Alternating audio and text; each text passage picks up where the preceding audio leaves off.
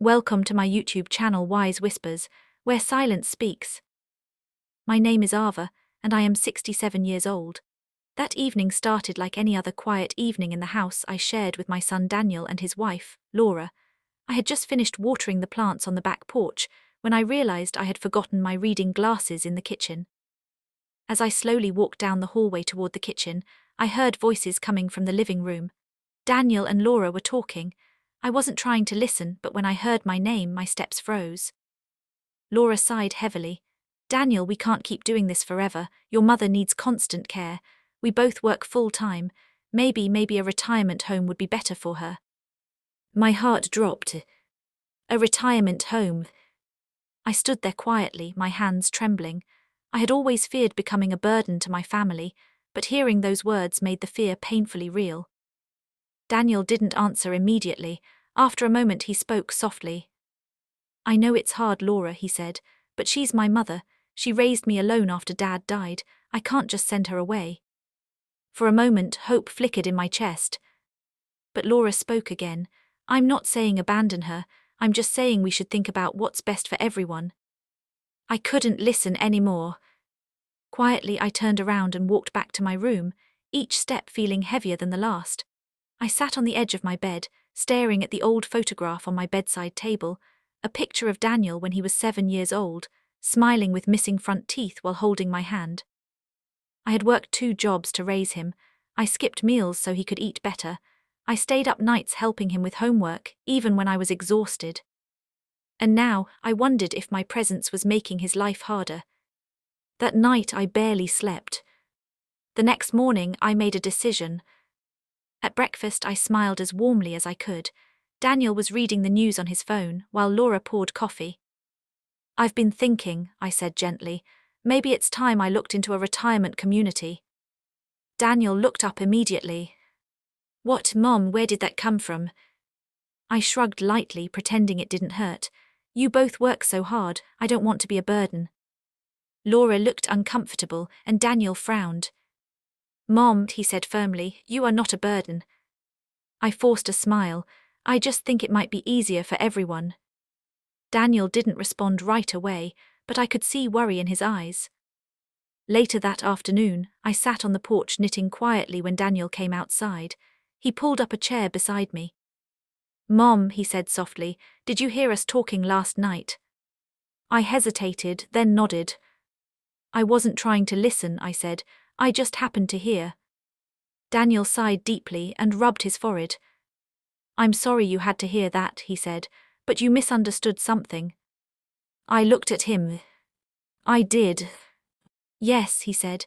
"Laura and I were talking about your health because we're worried about you, not because we want you gone." I stayed silent, unsure what to believe.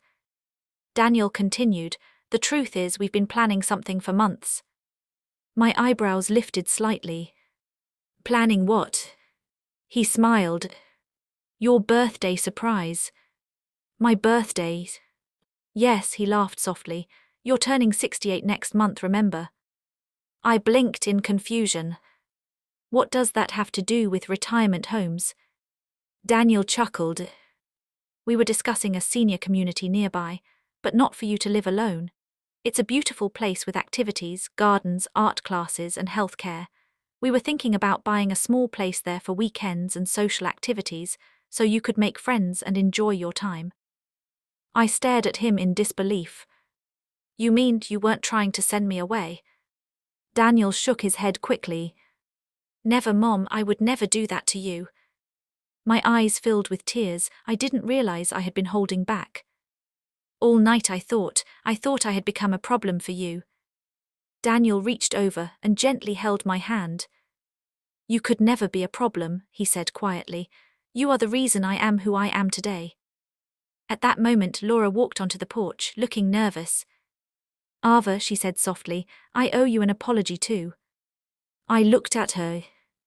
"I didn't realize you heard our conversation," she continued. "I should have spoken more carefully. I was only worried about whether we were doing enough to make you happy." I studied her face, and for the first time I saw genuine concern rather than frustration. "I guess," I said with a small laugh, "sometimes our minds imagine the worst when we only hear half the story."